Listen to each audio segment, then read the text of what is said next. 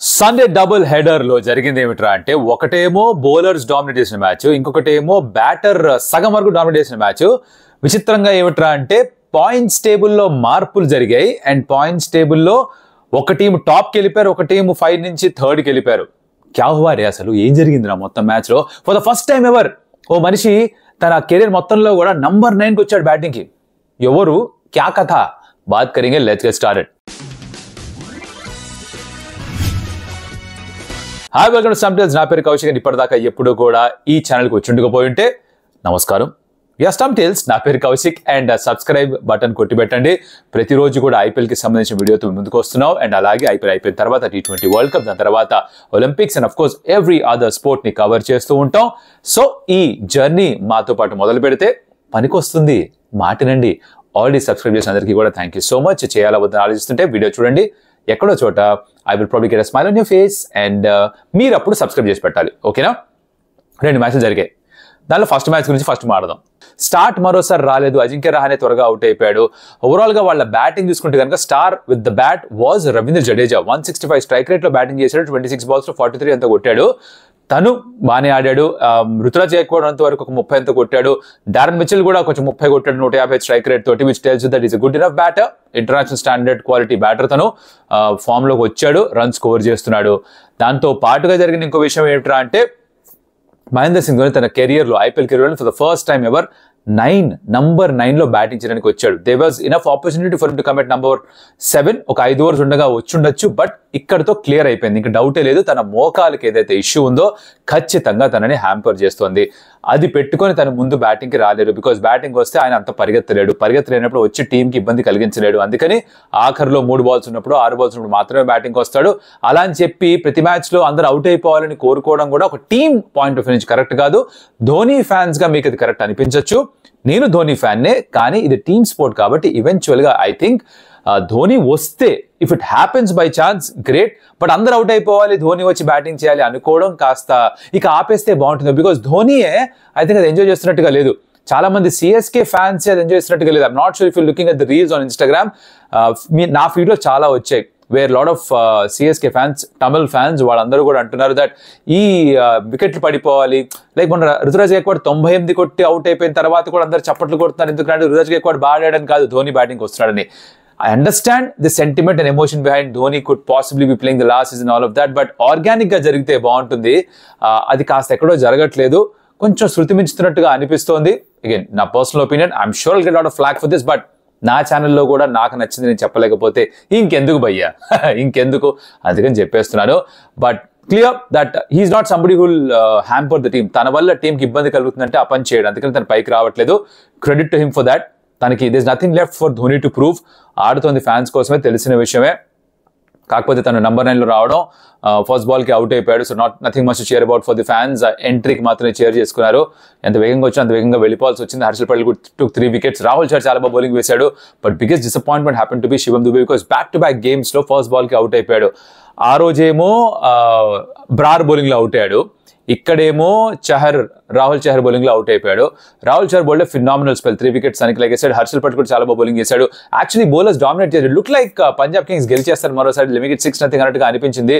ఎక్కువ స్కోర్ చేయలేదు సిఎస్కే. ఎంత కొట్టారు? 167 మాత్రమే స్కోర్ చేశారు సిఎస్కే. కానీ తక్కువ అంచనా వేసాం ఎవరిని? సిఎస్కే బౌలర్స్ ని, వాళ్ళ క్యాప్టెన్ రుతురాజ్ గైక్వాడ్. బికాస్ రుతురాజ్ గైక్వాడ్ క్యాప్టెన్సీని కూడా ఇక్కడ మెచ్చుకొని తీరాల్సిందే. ఎస్, లాట్ ఆఫ్ టైమ్స్ చాలా సందర్భాల్లో తక్కువ స్కోర్ ఉన్నప్పుడు డిఫెండ్ చేసుకుంటున్నప్పుడు ఎలా అయితే క్యాప్టెన్కి క్రెడిట్ ఇవ్వమో, ఐ స్టాండ్ కరెక్టెడ్. మనం మెన్షన్ చేయలేదు. కేకేఆర్ కూడా ఎప్పుడైతే ఏమైతే డిఫెండ్ చేసుకున్నారో శ్రేయస్ అయ్యర్ కూడా క్రెడిట్ ఇవ్వాల్సింది. అక్కడ నేను అది మిస్ చేశాను తొందరలో, బట్ ఇప్పుడు ఇచ్చేస్తున్నాం. Correcting that, I'm writing that wrong here. అలాగే ఈ మ్యాచ్ లో రుతురాజ్ గైక్వాడ్ కి తను చేసిన బౌలింగ్ చేంజెస్ కావచ్చు, వాళ్ళు పిక్ చేసిన ప్లేయింగ్ 11 కావచ్చు. Second the captain and the team management, credit to them for that. Simarjeet ని ఆడించారు. He turn out to be very good pick. తను కూడా వికెట్స్ తీసుకున్నాడు. Tushar Deshpande came back from injury. ఇక్కడ just look at this. Okay, look at this. Chennai Super Kings కి ఏ bowler available గా లేడు. పతిరనా రూల్డ్ అవుట్, తను అవైలబుల్ గా ఉన్నాడు. ఇక Deepak Chahar I think is ruled అవుట్, తను అవైలబుల్ గా లేడు. తీక్షణ ఆడట్లేదు. వీళ్ళందరూ లేని సమయంలో, వీళ్ళందరూ లేకుండా కూడా మొన్న మ్యాచ్ లో తుషార్ దేశపాండే లేడు. Luckily came back in this game. ఉన్న బౌలర్స్ తోటి మిచ్ శాంట్నర్ ని తీసుకొచ్చి లోపలికి, సిమర్జిత్ సింగ్ ని లోపలికి తీసుకొచ్చి they kind of defend 167, which is great. Which is why this is the champion side. 5 సార్లు గెలిచారంటే ఊరికే సరదాగా ఆషామాషిగా ఏదో అలా జరిగిపోయింది, ఏదో లక్ కలిసి వచ్చింది అన్నట్లేదు. ఒకసారి అంటే అదృష్టమేమో, 2, 3, 4, 5 సార్లు జరిగిన తర్వాత అదృష్టం అనడానికి లేదు. It's skill and planning and execution, అది బాగా ఉంది కాబట్టే మళ్ళీ వీళ్ళు టాప్ 4లోకి చేరుకున్నారు, 3వ స్థానంలో ఉన్నారు. Then look set to qualify for the play off once again.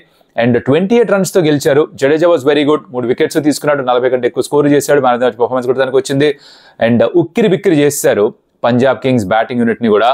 ఎప్పుడైతే శశాంక్ అవుట్ అయిపోయాడు, ఎప్పుడైతే ఐ థింక్ అక్కడికి బేసిక్గా గేమ్ జారిపోతుంది. శామ్ కరణ్ అవుట్ అయిపోయాడు, అశుతోష్ అవుట్ అయిపోయాడు, వెంటనే వికెట్స్ పడిపోయి రెగ్యులర్ ఇంటర్వెల్స్లో వికెట్స్ పడుతూ వచ్చాయి. అండ్ స్ట్రాంగిల్ హోల్డ్ మెయింటైన్ చేశారు. కొంచెం హెల్ప్ ఉండిందేమో బౌలర్స్కి, కాస్త గ్రిప్పే వచ్చిందేమో. Jadeja made very interesting point ఏంటంటే పవర్ ప్లే వరకు స్కోర్ చూసి అంచనా వేయడానికి లేదు. పవర్ ప్లే తర్వాత ఎప్పుడైతే బాల్ కాస్త పాతదైపోతుందో అప్పుడు బాల్ కొంచెం ఆగి రావడం, కొంచెం టర్న్ అవ్వడం, గ్రిప్ అయ్యి ఇవన్నీ జరుగుతున్నాయి. సో పిచ్చెస్ స్వభావం మారిపోతున్నాయి. ఇది పాటా వికెట్ కాదు, మనం పాడుకునే పాట కాదు. ఫ్లాట్ ట్రాక్స్ ఉంటే దాన్ని పాటా వికెట్స్ అంటారు, మన పాట పాడినట్టుగానే పాటా వికెట్. సో అలాంటి వికెట్స్ కాదు, కొంచెం ఎఫెక్ట్ ఉండింది బౌలర్స్కి, కాస్త కొంచెం హెల్ప్ ఉండిందని చెప్పాడు తను, అది క్లియర్ కనిపించింది. But again I think CSK bowling was top quality, fielding was good. Tushar Deshpande starting లో బ్రేక్ సాధించాడు. శాంట్నర్ వాజ్ ఫినామినల్, వేసిన ఫస్ట్ 2 overs లో 2 runs మాత్రమే, 4 runs మాత్రమే ఇచ్చారు, వికెట్ కూడా తీసుకున్నాడు. So he was very good, got a game, did well. Simarjeet impact player తీసుకొచ్చారు, హీ డిడ్ వెల్. అలా మ్యాచ్ అయిపోయిందా, రెండో మ్యాచ్కి వచ్చేద్దాం. బాయ్ అన్న రండి అన్న. రెండో మ్యాచ్లో కేకేఆర్ వెళ్ళింది లక్నోకి, లక్నో సూపర్ జైంట్స్తో ఆడడానికి. మొట్టమొదటిసారి సీజన్లో అక్కడ 200 కంటే ఎక్కువ రన్స్ వచ్చాయి. హైయెస్ట్ స్కోర్ లక్నోలో కేకేఆర్ స్కోర్ చేశారు. They chose the perfect game also. ఎందుకురా అంటే ఇది లక్నో సూపర్ జైంట్స్కి వాళ్ళ హోమ్ గ్రౌండ్లో లాస్ట్ గేమ్ 235 కొట్టేశారు. మళ్ళీ స్టార్ట్ ఎవడిచ్చాడు రా అంటే వాళ్ళ సాల్ట్, సునీల్ నారాయణ, వీళ్ళిద్దరే ఆ స్టార్ట్స్ ఇస్తుంటారు కదా. మరోసారి అద్భుతమైన స్టార్ట్ ఇచ్చేశారు. 235 కొట్టిన తర్వాత పెద్ద మార్జిన్తో గెలిచారు, 98 రన్ మార్జిన్తో గెలిచారు. సో దిస్ ఈస్ బేసికలీ మీకు ఇక్కడ కనిపిస్తూ ఉంటుంది, అది that's the summary of the game. But డీటెయిల్గా మాట్లాడుకుంటే, పర్ఫార్మెన్సెస్ గురించి మాట్లాడుకుంటే, నరేన్ వాజ్ అగైన్ ఫినామినల్.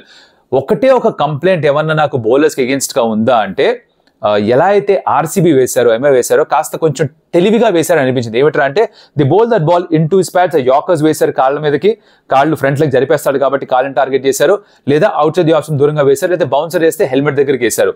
ఈ 3 వేసినప్పుడు నరేన్ని కంట్రోల్ చేయగలిగారు. స్లాట్లో వేసిన ఆ షార్ట్ బాల్ వేసినప్పుడు హిప్ హైట్కి వచ్చిన ఆగడు మనిషి, కొట్టేస్తాడు. ఇస్ ఇన్ గుడ్ కాన్ఫిడెన్స్, ఆ టచ్ ఉంది, రన్స్ ఉన్నాయి, రన్స్ ఇచ్చిన ఆత్మవిశ్వాసం ఎప్పుడు కూడా బ్యాటర్కి చాలా ముఖ్యం. ఇవన్నీ ఉన్నాయి కాబట్టి పర్ఫెక్ట్ ప్లానింగ్తో రావాలి. RCB did that to perfection. ఆ ఇన్ స్వింగింగ్ యార్కర్స్ వేయడం, they targeted his legs, his feet. That is what something everybody should try and do if you want control Sunil Narayana. లేదు శాంతి ఒప్పందం ఉంది మాకు, ఆర్క్లో వేస్తాం, రీచ్లో వేస్తాం, నువ్వు కొట్టుపోయా ఎంత కొడితే అంత మంచిది అనుకుంటారు, ఎవడేం చేయలేడు దానికి. But he can be controlled because గతంలో చేశారు. But a clarity of thought తోటి అయితే ఆడుతున్నాడో, ఏ కాన్ఫిడెన్స్ అయితే మరి గౌతమ్ గంభీర్ తనకి ఇచ్చాడో, ఏం జరిగిందో ఆ డిస్కషన్ ఏంటో ఒకసారి సీజన్ అయిపోయిన తర్వాత పర్లేదు, ఇప్పుడు చెప్పక్కర్లే. సీజన్ అయిపోయి కనుక పబ్లిక్ చేస్తే జనాలు దాని నుంచి ఏమైనా నేర్చుకోవచ్చేమో నా ఫీలింగ్ అనమాట. Hopefully that happens because you get to learn something from that. But he was phenomenal, salt was good. దాని తర్వాత పెద్ద కాంట్రిబ్యూషన్స్ లేవు. It was actually majorly Sunil Narayana 38 balls 81 ఎంతో కొట్టాడు. మీకు అంత 30 పార్ట్నర్షిప్స్ మొత్తం కలిపి 235 అయిపోయింది. తర్వాత మొదలైంది బౌలింగ్ గురించి చెప్పుకోవడానికి పెద్దగా ఏమీ లేదు for Lucknow super Giants. Okay performance 235 వచ్చిన తర్వాత ఏముంటుంది పెద్దగా చెప్పుకోదగ్గ పర్ఫార్మెన్స్ అక్కడ. వాళ్ళ బ్యాటింగ్ స్టార్ట్ అయినప్పుడు I think this needs to be celebrated because మీరు చూసారు లేదో, నేనైతే చూశాను, ఎంజాయ్ చేశాను. మీరు చూసుండకపోయింటే కనుక I urge you please go watch it in highlights. Catch ఏదైతే రమన్దీప్ పట్టాడో, it is by far the best catch ఈ ఐపీఎల్ సీజన్లో. Phenomenal catch. వెనక్కి పరిగెడుతూ, ఫుల్ స్పీడ్లో వెనక్కి పరిగెడుతూ, ఇప్పుడు బాల్ మీ పైనుంచి వెళ్ళిపోతున్నప్పుడు కోచెస్ చెప్పేది ఏంటంటే సైడ్ వేస్ ఉండి పరిగెత్తండి అంటారు. అంటే సైడ్ వేస్ ఉంటే కంట్రోల్ ఉంటుంది, బాల్ని చూడొచ్చు సరిగ్గా. బట్ ఫుల్ స్పీడ్లో వెనక్కి పరిగెడుతున్నప్పుడు తల మొత్తం పైకెత్తి చూడాలి. బాల్ని ఇలా చూస్తూ పరిగెత్తడం చాలా కష్టం. Try this some time. Sideways పరిగెత్తడం is easier, but he had to run at full speed, పైకి చూస్తూ అలా పరిగెడుతూ దాదాపు 30-35 meters కవర్ చేసిన తర్వాత ఈ రియలైజ్ దట్ బాల్ తన రీచ్లో లేదు, ఆపోజిట్ డైరెక్షన్లోకి వెళ్ళిపోతుంది, అటు జరిగిపోయింది గాలితో పాటు అన్నప్పుడు అటు డైవ్ చేసి క్యాచ్ పట్టాడు మహాప్రభు. అసలు దాన్ని వర్ణించకూడదు, అది చూసి ఆస్వాదించాలి. Ramandeep hats off to. తను బ్యాట్ తోటి క్యామియోస్ ఆడుతున్నాడు. ఆ క్యామియోస్ ఇంకెవరన్నా ఆడితే కనుక ప్రాబ్లీ చాలా హైలైట్ అవుతాయేమో. రమన్దీప్ కి కావాల్సిన క్రెడిట్ బహుశా దొరుకుతున్నట్టుగా లేదని నాకు అనిపిస్తుంది. With the bat, with the cameos is playing, but this catch stands out to me. Phenomenal, fantastic, out of the world catch. దయచేసి చూడండి, నచ్చుంటే క్యాచ్ గురించి కమెంట్ పెట్టండి భయ్యా. మీరు కూడా అప్రిషియేట్ చేస్తున్నారని నాకు అర్థమవుతుంది. Beautiful fielding effort, really love that. దాంతో పాటు ఇంకొకటి ఏంటంటే స్టాయినిస్ 6 కొడితే బాల్ క్యాచ్ పట్టుకున్నాడు. తనకు ఒక లైఫ్ టైం మెమరీగా మిగిలిపోతుంది. ఎందుకంటే జాంటీ రోడ్స్ కూడా దాన్ని అప్రిషియేట్ చేశాడు. ఇన్ఫాక్ట్ మ్యాచ్ అయిపోయిన తర్వాత ఆ కుర్రాడు వెళ్ళి జాంటీ రోడ్స్ కాసేపు మాట్లాడాడు. ఇలాంటి చిన్న చిన్న మెమరీస్ ఏవైతే ఉంటే ఆ బాల్ బాయ్స్ తోటి, చిన్నపిల్లలతోటి అలా ఒక జ్ఞాపకాలుగా మిగిలిపోతాయి. జీవితాంతం గుర్తుపెట్టుకుంటారు, వాళ్ళ కుటుంబ సభ్యులు గుర్తుపెట్టుకుంటారు, వాళ్ళ కోచెస్ గుర్తుపెట్టుకుంటారు, ఆ కుర్రాడు గుర్తుపెట్టుకుంటాడు మోర్ దెన్ ఎనీబడీ ఎల్స్. నేను క్యాచ్ పట్టా, టీవీలో వచ్చింది, జాంటీ రోడ్స్ చూసాడు, చప్పట్లు కొట్టాడు, నాతో మాట్లాడాడని. Great sign, great scenes there. But ఆ రెండు గొప్ప విషయాలు, బాగున్నాయి, మంచి విషయాలు అనుకుంటే LSG batting was below par, absolutely below par. సరే, ఈ కుల్కర్ని, కుర్రాడు ఎవరైతే ఉన్నాడో హర్షిన్ కుల్కర్ని అనుకుంటా, he got caught by Ramandeep's brilliance. స్టార్కో వికెట్ దొరికింది. దాని తర్వాత Stoinis and Rahul was again slightly scratch. తనే ఒప్పుకున్నాడు that wicket was very good to bat on, but we just couldn't get going అని. జరుగుతుంటాయి. This happens for every batter. ఇది KL రాహుల్కి అవుతుంది, ఇది రోహిత్ శర్మకి అవుతుంది, ఇది విరాట్ కోహ్లీకి అవుతుంది, ఇది మహేంద్ర సింగ్ ధోనికి అయ్యింది, ఇది రవీంద్ర జడేజాకి అవుతుంది, ఇది శుభ్మన్ గిల్కి అవుతుంది, ఇది సాయి సుదర్శన్కి అవుతుంది. బేసిక్గా ఇది మీరు ప్రపంచంలో ఏ బ్యాటర్ని చూసుకున్నా, గొప్ప గొప్ప బ్యాటర్స్ ఎవరి గురించి మాట్లాడినా, ఇండియా అయినా అవుట్ ఆఫ్ ఇండియా అయినా, అందరికీ ఇలాంటి రోజులు వస్తాయి. రాహుల్ కూడా మరోసారి వచ్చింది, 21 balls 25 స్కోర్ చేసినట్టున్నాడు. Not the start that you wanted chasing 235. Stoinis కాస్త అగ్రెసివ్ గా మొదలు పెట్టినా కూడా తను అవుట్ అయిపోయాడు. Russell took two important wickets. ఒకటేమో స్టాయినిస్ది, ఇంకొకటేమో నికోలస్ పూరన్ది. వీళ్ళిద్దరిని అంటే వీళ్ళ బేసిక్ గా వాళ్ళ టీంకి ఉన్న తల నరికేసినట్టు. తల నరికేస్తే ఇంకేముంది, శరీరం అటు ఇటు తిరుగుతుంటుంది కదా, అర్థమవుతుందా? బేసిక్ గా ఆ సెన్స్ ఆఫ్ డైరెక్షన్ పోయింది వాళ్ళకి, వాళ్ళిద్దరిని అవుట్ చేయగానే. And Narine was good with the ball, ఒక వికెట్ తీసుకున్నాడు, 22 runs మాత్రమే ఇచ్చాడు. Varun Chakravarthy was good with the ball, 3 wickets తీసుకున్నాడు. Varun Chakravarthy purple cap race లో, అంటే హైయెస్ట్ వికెట్ టేకర్ రేస్ లో 3rd spot లో ఉన్నాడు. సునీల్ నరేన్ ఏమో ఆరెంజ్ క్యాప్ రేస్ అంటే most number of runs race లో 3rd spot లో ఉన్నాడు. 5th లో ఫిల్ సాల్ట్ ఉన్నాడు. ఆల్ రౌండర్స్ లిస్ట్ లో చూస్తే మోస్ట్ వాల్యుబుల్ ప్లేయర్ గా చూస్తే నరేనే ఉన్నాడు టాప్ లో. So basically you can understand why KKR is so dominant. Number 1 spot కి వెళ్ళిపోయారు వాళ్ళు. They overtaken Rajasthan Royals. ఒక గేమ్ ఎక్స్ట్రా ఆడారు. If you look at the points table understand that they played 1 game more, but వాళ్ళు top లోకి వెళ్ళిపోయారు. 2nd spot లో RR, 3rd లో CSK which looks very good right now. 4th లో SRH ఉన్నారు, 5th లోకి LSG. Because net run rate ఎలా దెబ్బతినిందంటే 98 runs అన్న మార్జిన్ ఏదైతే T20 ఫార్మాట్ లో ఉందో అది చాలా పెద్దది, unimaginable huge margin. So net run rate సిఎస్కేది అమాంతం ఎలాగైతే పెరిగిందో, వాళ్ళు 29 runs తో గెలిస్తేనే వాళ్ళు నెట్ రన్ రేట్ పెరిగి వాళ్ళు 3rd spot కి వెళ్ళారు. ఇమాజిన్ కేకేఆర్ దేవింది భయంకరంగా పెరిగిపోయింది. సో వాళ్ళు టాప్ కి వెళ్ళిపోయారు, ఎల్ఎస్జీ కింద పడిపోయారు. ఎస్ఆర్హెచ్ 4th లోకి వచ్చారు. ఎస్ఆర్హెచ్ ఇప్పుడు next game will get to that, తర్వాత మాట్లాడుకుందాం. వాళ్ళు 4th spot లో ఉన్నారు. So this is how the match ended. I think KKR is in a great spot. Would you put it down to Gautam Gambhir's mentorship or మంచి team అట్మాస్ఫియరా, Shreyas sir captain గా తిరిగి వెనక్కి రావడమా, లేకపోతే అందరూ పర్ఫామ్ చేయడమా?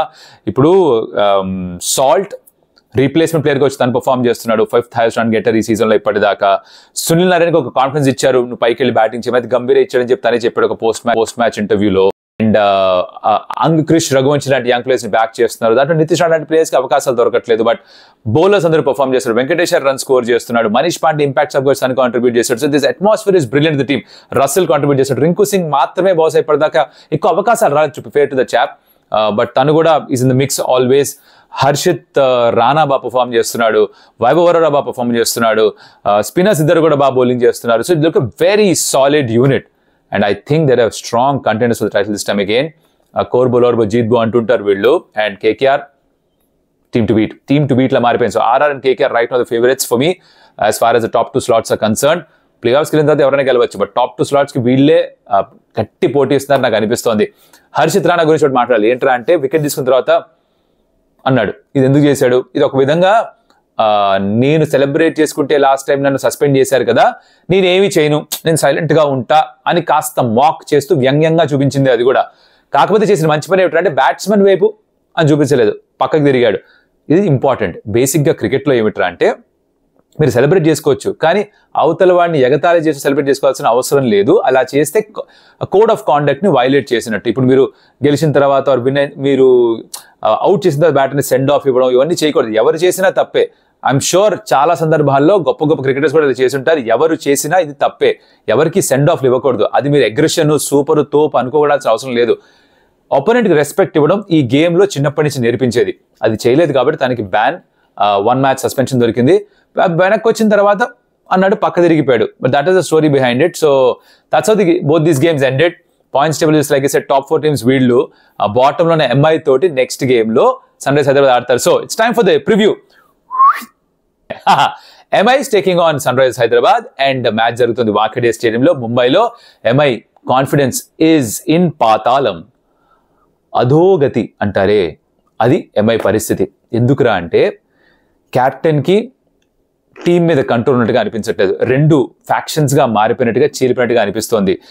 ఎవరు కూడా కలిసి ఆడుతున్నట్టుగా అనిపించట్లేదు. బ్యాటింగ్ క్లిక్ అవ్వట్లేదు, బౌలింగ్ క్లిక్ అవ్వట్లేదు. There's no other explanation needed 10th స్పాట్లో ఎందుకున్నారు చెప్పడానికి. పరువు కోసం వాడుతున్నారు. ఇక్కడ నుంచి ఒక ప్రాబబుల్ ఛాన్స్, ఏదో చిన్న ఛాన్స్ ఏదో ఉందంట. బట్ నా ఉద్దేశంలో mathematical, logical, emotional, psychological, chemical, biological ఎలా చేసినా సరే ఏ ఛాన్స్ లేదు ఎంఐకి unfortunately this time, because they did it themselves. వాళ్ళు 10th స్పాట్లోనే ఇక్కడ నుంచి వీళ్ళు మిగతా అన్ని టీమ్స్ మ్యాచ్లు వాష్అవుట్ అవ్వాలి, వాళ్ళు క్వాలిఫై అవ్వాలంటే అలాంటిదో ఛాన్స్ ఉందేమో.